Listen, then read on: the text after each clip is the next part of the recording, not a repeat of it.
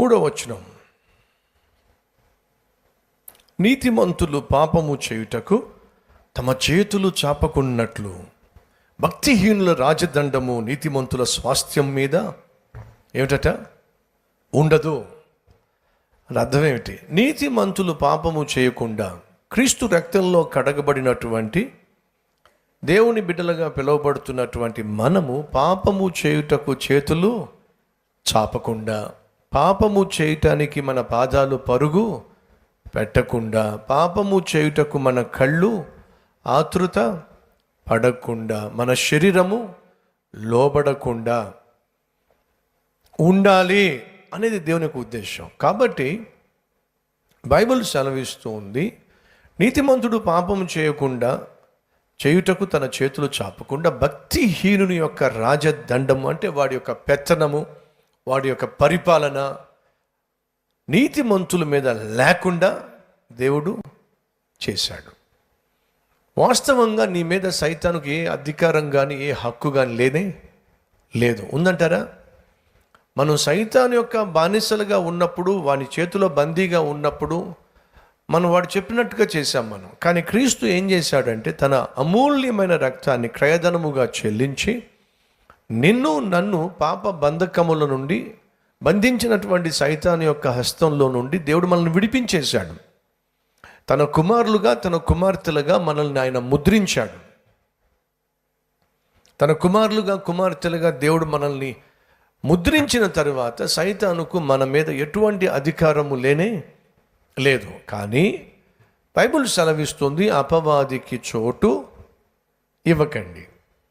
అంటే అర్థం ఏమిటి? నువ్వు అవకాశం ఇస్తే మాత్రమే సైతాను నీ జోలికి వస్తాడు. నీ మీద దాడి చేయాలన్నా, నిన్ను వశపరుచుకోవాలన్నా, నిన్ను ఓడించాలి అన్నా, నీ చేత పాపం చేయించాలి అన్నా నువ్వు అవకాశం ఇస్తే తప్ప సైతాన్ నిన్ను ముట్టుకోలేడు.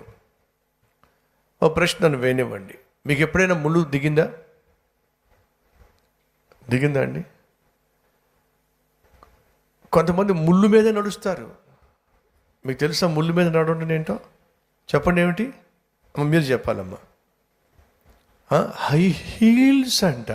ఏ హీల్స్? అయ్యయ్యో, ఎంత పొడుగు ఉంటుందండి ఆ ముళ్ళు. అసలు ఎలా నడుస్తారో తెలియదు. ఈ వేళ్ళు మీద బరువు పడాలి. ఇక్కడేమో పొడుగాటి ముళ్ళు ఉంటుంది. అది పొరపాటుని ఎవడి కాలు మీద పడింది అనుకోండి, వాటికి మళ్ళీ పెళ్ళి. అసలు ఎలా నడుస్తారో తెలియదు. ఈ తిప్పలన్నా ఎందుకయ్యా అంటే ఎత్తు కనిపించాలి. ఇప్పుడు నేను అన్నా చూస్తున్నాను, నేను ఇలా ఉన్నా అనుకోండి, ఇప్పుడు నా వెనకాల ఉన్నటువంటి మడాన్ని పైకి లేపాను. ఏమయ్యాను ఇప్పుడు నేను? చెప్పండి, ఏమయ్యాను? ఎంత పెరిగాను? ఎందుకు చెప్పండి మీకు ఆ తిప్పలు? దేవుడిచ్చిన హైటు ఉంది, సంతోషం. భూమికి బెత్తడైతే లేదు కదా, రైట్? ఇప్పుడు నా ప్రశ్న ఏమిటంటే, మీకు సాధారణంగా ఎప్పుడైనా, ఎవరికైనా ఎప్పుడైనా ముళ్ళు దిగిందా దిగలేదు? చెప్పండి. ముళ్ళు దిగిందా నాకు చూపించండి. కాళ్ళల్లో నా ముళ్ళు దిగింది, రైట్. మీరు వెళ్ళి దాని మీద కాలేస్తే దిగిందా, లేకపోతే అది వచ్చి పడుకున్నప్పుడు మీ దిగిందా? ఎప్పుడు దిగింది చెప్పండి? అర్థం ఏమిటంటే, మీ అంతటి మీరు వెళ్ళి కాలేస్తే తప్ప ముళ్ళు కూడా మిమ్మల్ని ఏమి చేయదు, మీ జోలికి. ఇది ఎంత వాస్తవమో అలాగే మనం ఛాన్స్ ఇస్తే తప్ప సైతాను మనల్ని ఏమి చేయలేడు. కోడి ఉంటుంది, ఆ కోడి దగ్గర చిన్న చిన్న పిల్లలు ఉంటాయి.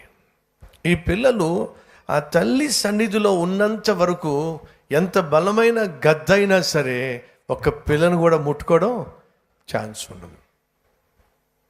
కానీ ఎప్పుడైతే ఆ పిల్ల, నేను అత్తమాను మమ్మీతో ఎందుకు ఉండాలి, ఇక్కడే ఎందుకు ఉండాలి, చుట్టూ ఎందుకు ఉండాలి, ఆమె చెప్పిన చోట ఎందుకు ఉండాలి, నేను ఎందుకు షికారికి వెళ్ళకూడదు అని చెప్పి ఒకవేళ మమ్మీ దగ్గర నుంచి వేరుగా, విడిగా, ఒంటరిగా బయటకు వెళ్ళింది అనుకోండి, ఏమవుతుంది చెప్పండి? ఒంటరిగా వెళ్ళడం ఆలస్యం. ఒక ఫ్లైట్ వస్తుంది, ఆ ఫ్లైట్ వచ్చి ఏం చేస్తుంది? Take off. గాల్లోకి వెళ్ళిపోతా. గాల్లోకి వెళ్తున్నాను ఏమిటి, ఎగిరిపోతున్నాను ఏమిటి? ఎగిరిపోవటంలా కాసేపు ఆగితే సో ఏమర్థం అవుతుంది మీకు? నీ అంతటి నువ్వే కాలు వేయకపోతే ముళ్ళు కూడా దిగదు. నీ అంతటి నువ్వే స్వేచ్ఛను కోరి తల్లి యొక్క నీడలో నుంచి దూరం కాకపోతే గద్ద కూడా ఏమీ చేయలేదు. నీ అంతట నువ్వే సైతానుకు చోటు ఇవ్వకపోతే సైతాన్ నిన్నేమీ చేయలేడు. ఎందుకంటే నీ మీద నా కుమారుడు అనే దేవుని ముద్ర ఉంది కనుక వాడు నిన్ను ముట్టలేడు. మనల్ని ముట్టలేడు, మనం ఛాన్స్ ఇస్తే తప్ప. అర్థమైందా?